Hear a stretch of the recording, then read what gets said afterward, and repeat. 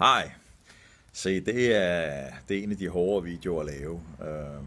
Og det er den, fordi at Dineo er havnet i en shitstorm, og vi vidste, den ville komme. Så det er sådan en video, der forklarer lidt, hvorfor vi har havnet i en shitstorm, og for at forklare, hvad man gør, når man har havnet i en shitstorm. Historien er ganske kort. Da vi lavede Dineo for et par år siden, så var målgruppen de helt små iværksættere, og så konsulenter og freelancer og daglejere, forskellige art foredragsholdere, og altså alle de små, som ikke havde nogen ansatte, og som har brug for et rigtig let tilgængeligt regnskabssystem, der gjorde alt det der med moms og skat, eller hvad fanden det er. Altså alle de forskellige ting, fakturering og bogføring af ting og sådan noget, blev lettere og elegant. Vi gik i gang med at lave det, og så var der utrolig mange, der er begyndt at snakke om, og utrolig mange, altså det er jo stadigvæk en lav procentdel i forhold til, at de brugere vi havde, men det føles jo altid mange, når man får et par 100 mails over tiden, og opfordringer til at lave noget, så virker det ret voldsomt, selvom det måske i realiteten er en meget lille del af brugerskaren. Og der lod vi os forføre lidt. Det folk de spurgte om, det var, om vi ikke kunne lave det, der hedder et API til deres webshop. Og meget kort fortalt, er det egentlig sådan en form for stik i væggen, som folk kan programmere et eller andet op til. Det vil sige, at en person, der har en webshop, kan programmere sådan en lille ting, der gør, at hver gang der bliver lavet salg i sin webshop, jamen, så kan man få det bogført i Dineo. Og det er jo noget, der sparer lidt tid, for de større shops. De mindre og mellemstore shops kan jo i princippet bare lave en samlet bogføring, en samlet salg, for eksempel hver dag. Jeg tror faktisk også, man kan lave det en gang om måneden. Det ved jeg ikke, om det er lovligt, men altså, hvis man skal lave det en gang om dagen, så er det måske noget, der tager 2 minutter.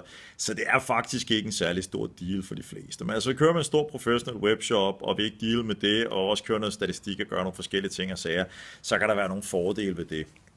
Og det lå vi os forføre til, fordi hele Amino er bygget på et API, og derfor vurderede vi ikke, at det ville være særlig svært at lave, og det ville være noget, der ville gøre en del af vores brugere glade. Så det lovede vi. Og så gik vi i gang med at lave det på et tidspunkt, og vi sagde, at vi ville være færdige i juli.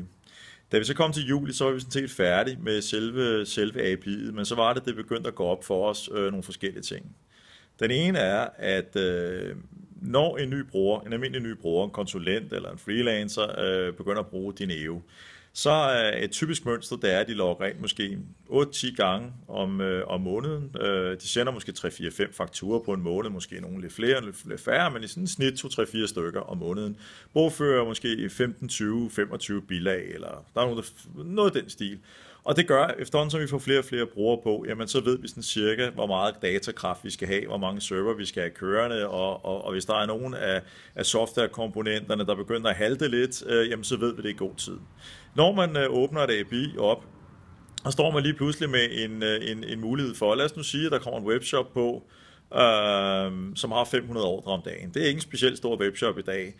Så tænk på 500 ordre, det er altså, så er vi ude i 15.000 bilag, kontra de 25-30, jeg snakkede om før. Det vil altså sige, at en webshop er måske 500 gange så belastende som en almindelig bruger. Nogle vil være 100 gange så belastende, nogle vil være 1000 gange så belastende. Og det vil sige, at væksten i transaktionerne i systemet kan komme fuldstændig out of hand. Lad os nu sige, at vi åbner op for API'et og vi ret hurtigt får 500-600 webshops. Hvad sker der så i december, når julesalget går amok? Vil vores system stadigvæk være smooth for alle, og hvilke nye udfordringer vil der komme? Det er vi simpelthen bekymret for, og det er ikke fordi vi ikke kunne løse det, men vi begyndte at sidde og undersøge, hvordan vi skulle gøre, og begyndte at dimensionere og så videre. Jeg kunne se, at det ville koste os 2-3 ekstra medarbejdere, bare i at sikre, at det ikke begyndte at gå langsomt for nogen. Derudover er der den ting, når man åbner et API, så begynder andre at programmere op mod ens system. Og det betyder, at hvis en webshop for eksempel lige pludselig ringer og siger, hey, vores system virker ikke længere. Er det så selve Dineo, der ikke virker? Er det selve API-delen? Er det den connector, som vi ikke har lavet mellem API og webshop, eller er det selve webshoppen? Hele den fødekæde her har vi ikke kontrol over længere. Det vil sige, at vi skulle ansætte flere supportere til at undersøge, som også kunne kode, og gå ind og kigge i webshops kode og se, hvad er det egentlig, der er gået galt. Så lige pludselig gik det op for os, at de under 5% af vores brugere, som havde webshops og ville koble op med API'et, ville komme til at stå for måske 50-60-70% af de samlede udviklingsomkostninger og supportomkostninger til hele firmaet. Og hvis vi skulle lægge den omkostning, kan man sige, over på webshopsene, så vil vi komme til at blive langt dyrere end Economic og de andre systemer, som tilbyder API'et. Og det har simpelthen gjort, at vi kan se, at hvis vi siger ja til API'et, så vil vi tabe de andre brugere, og de 95% vil vi tabe på vejen og være utro mod, kan man sige. Vi vil ikke kunne lave de nye features, vi har lovet, der kom.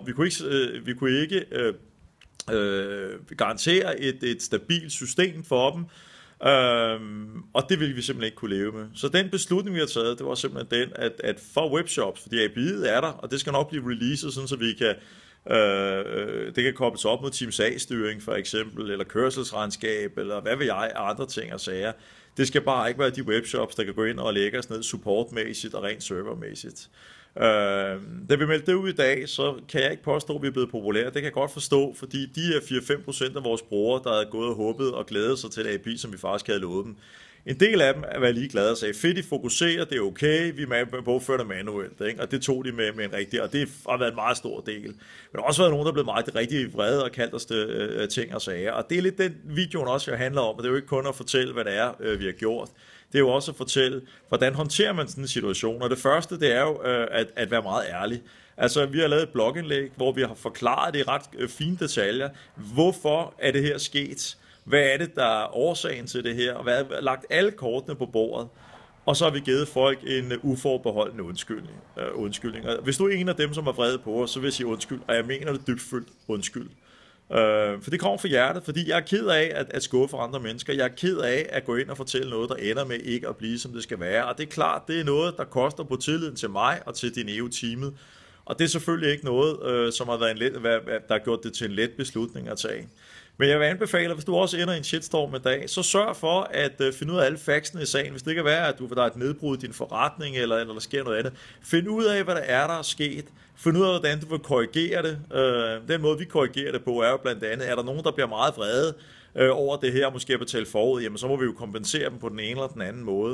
Og hvis vi prøver at kompensere folk så godt, som man kan, og så ellers lægge sig fladt ned på maven og sige undskyld, der er ingen grund til at argumentere med folk.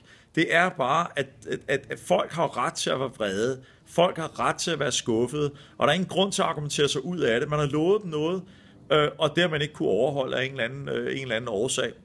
Og så er der ikke andet end at gøre, end at give folk en god forklaring på, hvad der er sket, og hvordan man vil rette op på det, og så give folk en uforbeholdende undskyldning. Så undskyld.